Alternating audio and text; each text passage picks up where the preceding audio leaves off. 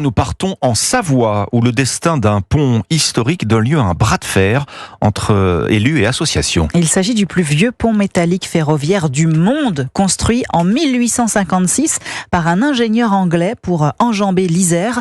Un pont aux techniques novatrices qui a inspiré les plus grands ouvrages, mais qui est aujourd'hui en mauvais état. Le département veut le démolir. Un scandale pour certaines associations locales qui veulent préserver ce trésor d'architecture. Reportage à Cruet du correspondant d'Europe 1, Jean-Luc Boujon. Ici, on l'appelle le pont des Anglais, car il a été construit au 19e siècle par un ingénieur britannique.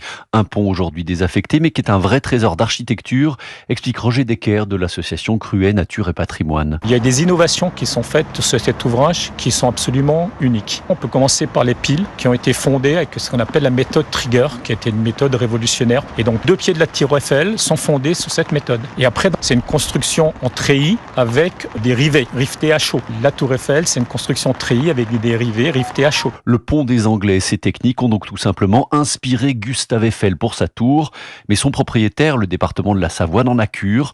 Selon lui, il faut le démolir, d'autant que rénover ce pont dangereux et en mauvais état coûterait bien trop cher, ce qui indigne Jean-Claude Bouchet, lui aussi responsable d'association. Quand on veut tuer son chien, on l'accuse de la rage. Ils disent que c'est trop cher, on comprend pas bien quoi. L'affaire suscite l'émoi jusqu'en Angleterre où l'on veut absolument préserver ce joyau, mais la décision sera bien prise en France par la préfète de la région Auvergne-Rhône-Alpes qui vient d'être saisie du dossier. Cruet, Jean-Luc Boujon, Europe 1.